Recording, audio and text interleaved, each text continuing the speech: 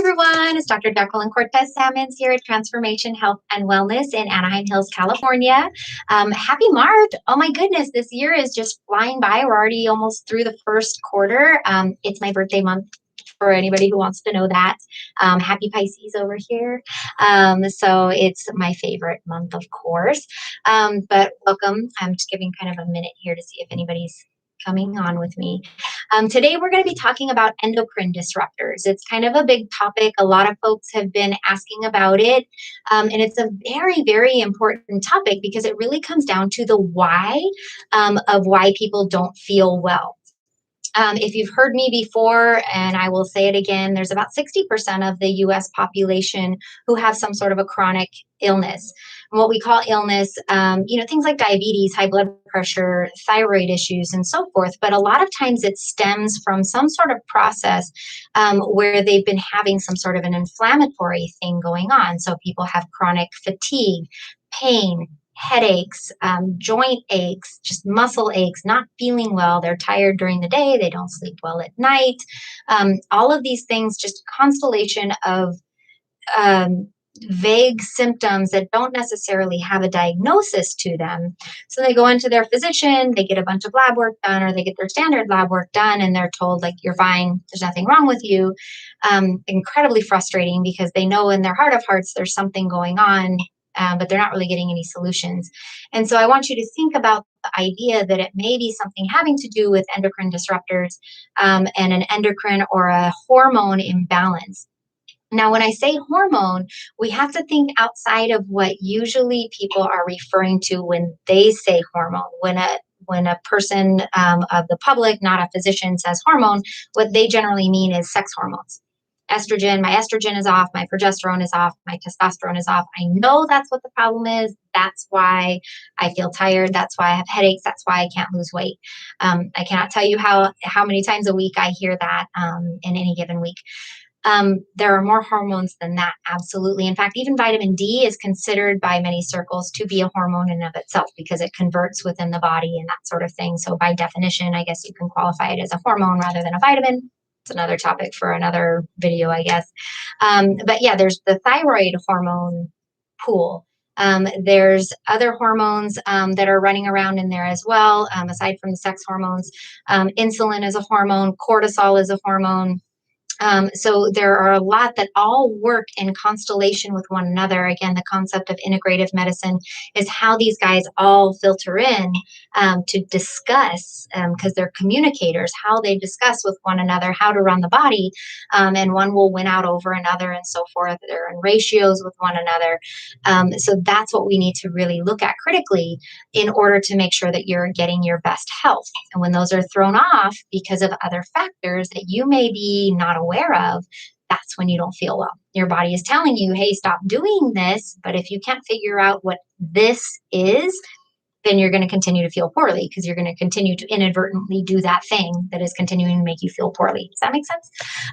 So that being said, some of the symptoms that you can have when you have some sort of an endocrine or hormone imbalance, again, we talked about some of them: fatigue, headaches, particularly like daily or very frequent headaches, right? A lot of times it's almost every single day, or it's only at night, or, that sort of thing. Hot, cold sensitivity. I'm always cold. I'm always hot. Night sweats, hair loss, skin disorders. Again, skin is part of our immune system. It is part of our detoxifying system. It is a manifestation of how our body is trying to display our inner health. So when we see splotches and blotches everywhere, when our hair is falling out, our body is screaming at us, I don't like you very much right now. Stop abusing me. And again, whether that's an emotional stressor, which a lot of us can attest to, yeah, I had a huge emotional stress and now my hair is falling out, right? But then also chemical stressors, fast food, an illness, those sorts of things, our hair will fall out or we'll get splotchy, blotchy all over the place. Because it's a reflection of what we're doing to ourselves or what kind of illness process is going on inside. So very important to pay attention to, absolutely.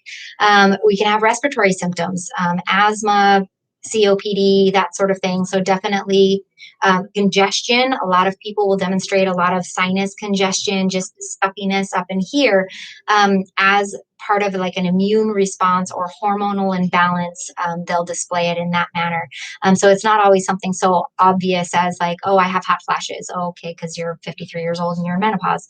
That's an easy one, right? A lot of us are not that cut and dry. That's the textbook one, right? That's the one that everybody reads about in medical school, but that's not necessarily how all of us come into the doctor's office.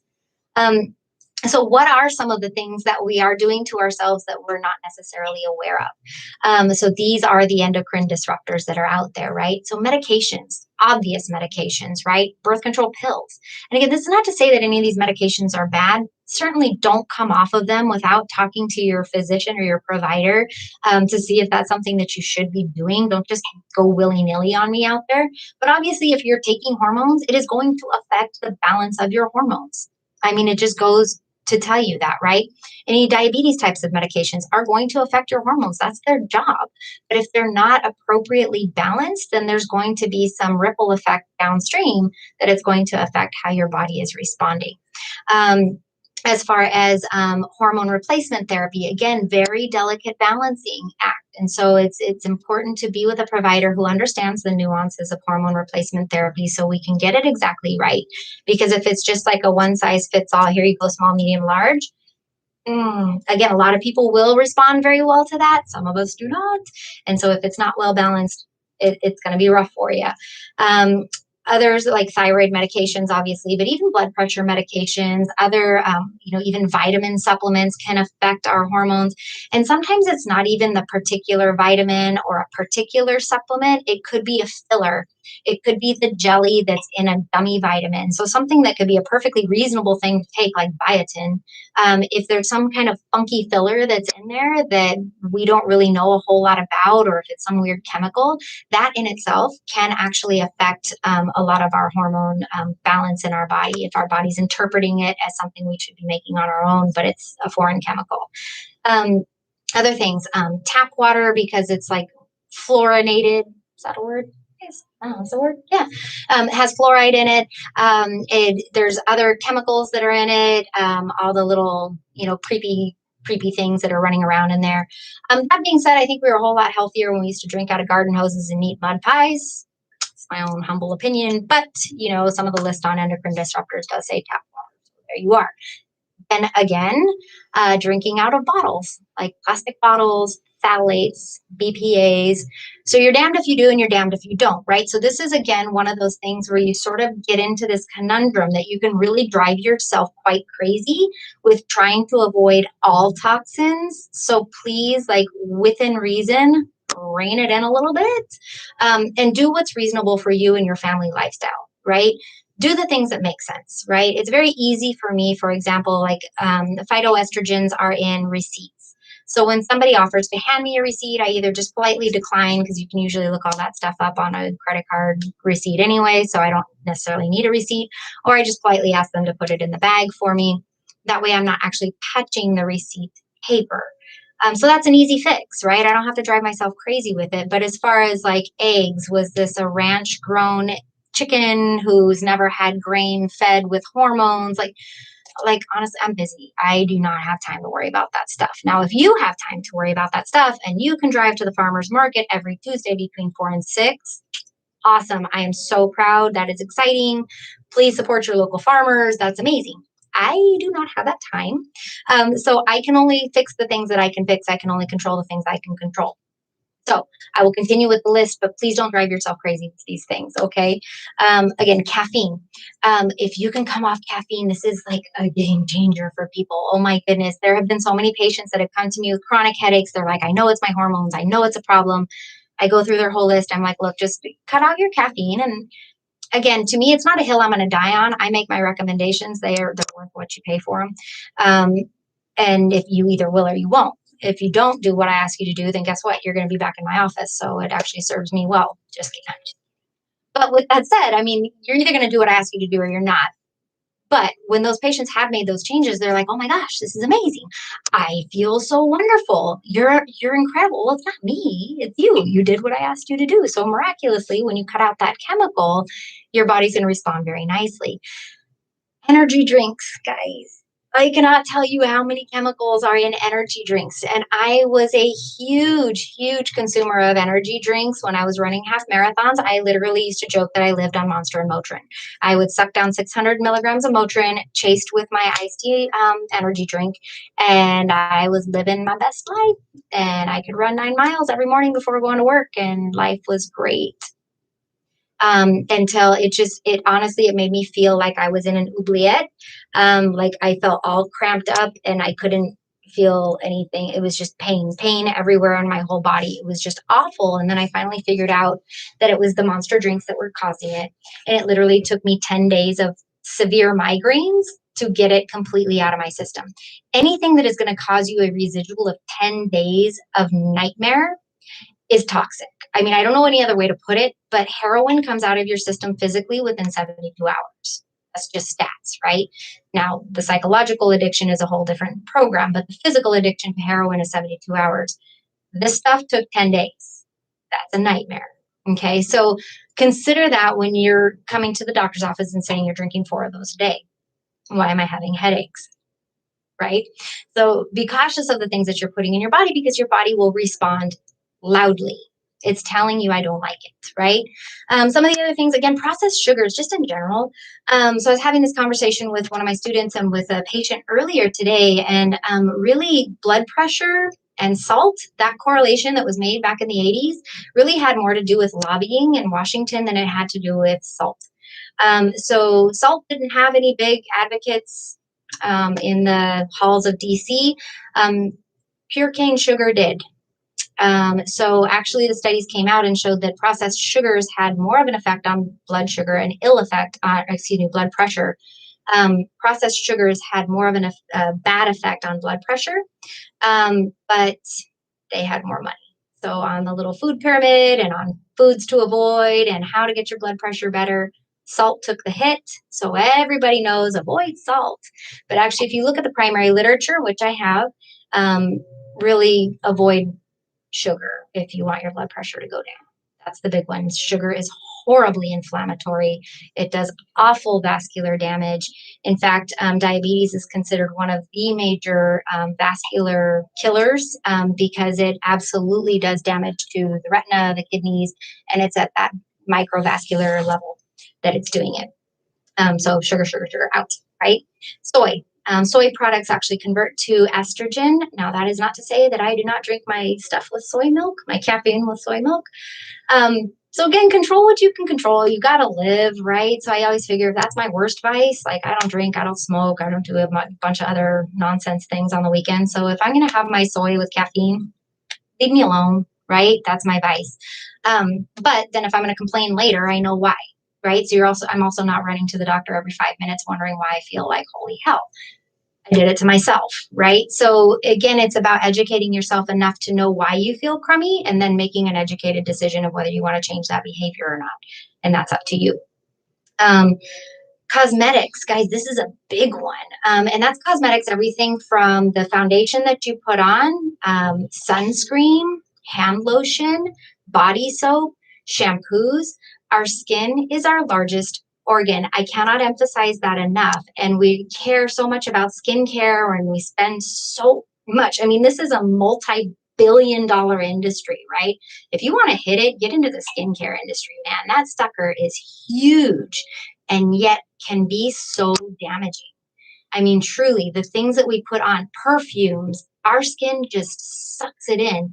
As a matter of fact, when we do hormone replacement therapy, my very favorite way of administering it is transdermally, meaning through the skin, because our skin absorbs it very, very nicely. It goes directly, I'm not kidding you, directly into the capillary beds. It goes directly into the bloodstream through the skin. It doesn't go to the liver first and get filtered out. It goes directly into the capillaries, into the bloodstream, and it's on its way. Okay. So now imagine that if you're sucking in all sorts of chemicals and phthalates and toxins and everything else, then you're like literally actively, intentionally rubbing it on your skin every single day, thinking you're doing yourself a favor. So check the companies that you're working with as far as purchasing those products. Look at what you're buying, making sure that it's something that's hopefully hormone free, pesticide free, like all the things free. Again, do the best you can with it. Don't drive yourself crazy, but know that that can affect us in the long run. Pesticides, paints, environmental toxins, that sort of thing, and just kind of being aware. Don't go nuts, but knowing that. And again, renal and liver dysfunction, right? So if you already are coming to the table and your kidneys are suffering and your liver's dysfunctional, then it's going to be difficult that anything you do put in is going to be harder to come out. So it's going to be harder to detoxify with whatever it is you are doing. So even if it's just very little small amounts of hand lotion, for example, if your liver is dysfunctional, it's going to be hard to push it out and get yourself back to a normal baseline. So those are some things that can really, really affect you. Lastly, chronic constipation. It's something that we don't really think about. It's something a lot of particularly women deal with. I think men kind of whine and cry about it a lot more if they're not as regular, but women sort of accept that it's just normal to go every like 2-3 days. It is not. We really need to be regular every single day, and it needs to be normally formed. It should not be hard. There shouldn't be strain happening. So if that's not your norm, you need to speak with somebody about it, and it needs to be somebody who's aware of functional bowel health, not just here, take your Miralax and your fiber and just drink more water. It's much more complicated than that. And so with chronic constipation, we already know that chronic constipation is associated with higher rates of colon cancer. That's just first-year medical student, right? So we all know that. That's great. It's also associated with higher risk of breast cancer, higher risk of prostate cancer. No joke, guys. Okay. It's also a higher risk of resorbing estrogen, which then can be associated with higher risks of uterine cancer. So it is bad news in that sense of like reabsorbing the toxins that our body was trying to get rid of. And instead we're like, no, why don't we hang on to that just a little bit longer? Well, if we're going to hang on to that junk just a little bit longer, guess what? It's going to wreak havoc in our body. Those are the toxins we're supposed to be flushing out. So make sure that you're either on a good probiotic, you're on good digestive enzymes, whatever it is that your body needs to tweak it out in such a way that it's acting appropriately and getting rid of the things it's supposed to get rid of. So moving on to then, how do we fix it, right? Hi, Trevor. I see you over there. So he's going to be happy about the next part. You want to focus on doing some sort of a detoxification on a relatively regular basis. So again, don't do this every week. It loses its effect. You need to have some calories at some point, guys. But certainly on a quarterly or semi-annual basis, you want to do some sort of a detoxification process. And it's kind of an arguable art of how to do it.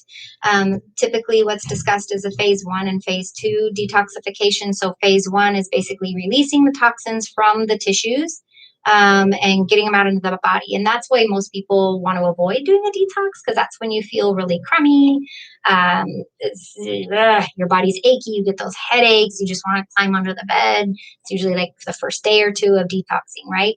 And then the second phase is when you actually make all of those toxins sort of water soluble, and then you're able to push them out through the liver and the kidneys and so that's what it is basically. So pull them out and get them into the liver. So that's phase 2. Phase 3 is kind of the newer phase, which is weird because it's the last phase, but it's the newer, just more newly discovered phase. But that's the actual excretion of said toxins, right? Because that's all well and good that you've now released toxins from the tissues, but now you just feel like crap, right? Like literally. So now they're all running around, and now you're just like actively toxic instead of having everything packed away in storage. So it'd be like taking everything out of your storage unit and putting it in your living room. That's great. You have an empty storage unit, but now you have a full living room. And that's what happens when we detoxify, and then we feel like crap. And so what do? We go put it all back in our storage unit to get it out of our living room. And that's what our bodies do if we don't fully detoxify, right? So that's why we need that phase 3 detoxification. So what a lot of folks are recommending, particularly with one of the companies I work with, Orthomolecular, they're fantastic with this, is doing phase 3 first, that you're ramping up that ability to excrete first, then release the Kraken, right? Then get all those toxins pushed out of the tissues, then get them pushed through the liver, and then you're already ready, like everybody's waiting and ready to go, like, give me my stuff so I can kick them out, please, please, please. Those little dusters and sweepers are already ready to push them out. So it would be like having the Goodwill waiting at the front door, so you don't even get those toxins into the living room or the storage facility into the living room before you're already ready to donate everything. So it's just going to shuffle it right on out the door so that you don't get as much of that toxic effect. and you're certainly not putting it back into the storage tissues again, only to retoxify. So I think it's a good thing to do. It's a good reset. I know we're having a special right now on a 5-day detox.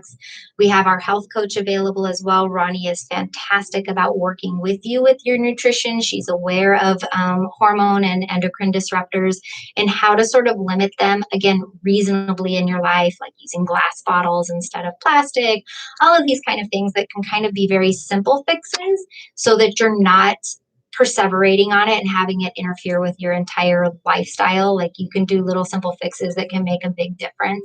And I think that's the key to longevity of these changes. So I hope this was interesting. I always find it like super interesting. I love this stuff. But if you have any questions or comments, please leave them below. Make sure you subscribe so you can get some notifications every time that we post. And we will see you next week. Take care.